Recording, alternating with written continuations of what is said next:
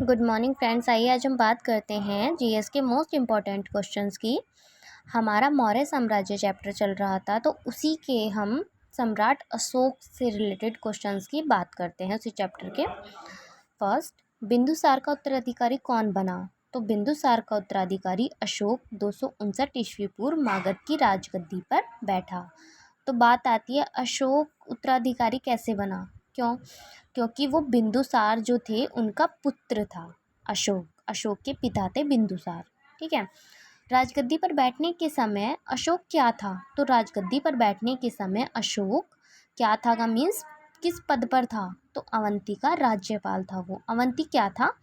अवंती मगध का एक प्रांत था। ठीक है। कौन से अभिलेख में इनका नाम अशोक ही है मिलता है? तो इनके दो अभिलेखों में, कौन कौन से? माशकी और गुर्जरा अभिलेखों में। ठीक है। पुराणों में अशोक को क्या कहा गया? पुराणों में अशोक को अशोक वर्धन कहा गया। अशोक ने कलिंग पर कब आक्रमण किया? अशोक ने कलिंग पर अपने अभिषेक के 8वें वर्ष के 261 ईस्वी पूर्व आक्रमण किया। This is a most important question कि जो कलिंग का युद्ध था, काफ़ी बार क्वेश्चन ऐसे आ जाता है कि भाई कौन से युद्ध का प्रभाव अशोक पर ज़्यादा पड़ा था? तो कलिंग के युद्ध का प्रभाव अशोक पर ज़्यादा पड़ा था और उसी से प्रभावित, मतलब उसी से वो होकर, दुखी होकर हृदय में उन्होंने इतना, मतलब अपने मन में इतना दुख लिया कि भाई जो कलिंग का युद्ध था उससे जो जनता थी बहुत ही ज़्यादा घायल हुई थी। तो उस दृश्य को देखकर इनका जो हृदय था बहुत ही पिघल गया और तब से इन्होंने मतलब अपनी ज़िंदगी में अच्छे अच्छे कार्य करने प्रारंभ कर दिए, बौद्ध धर्म को अपनाया। ठीक है।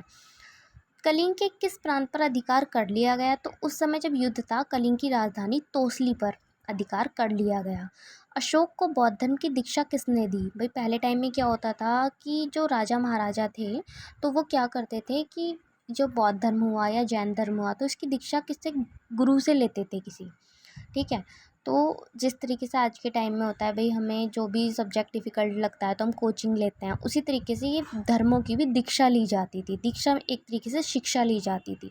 तो अशोक ने बौद्ध धर्म की शिक्षा उपगुप्त नामक बौद्ध भिक्षु से ली। किससे? उपगुप्त नामक बौद्ध भिक्षु से।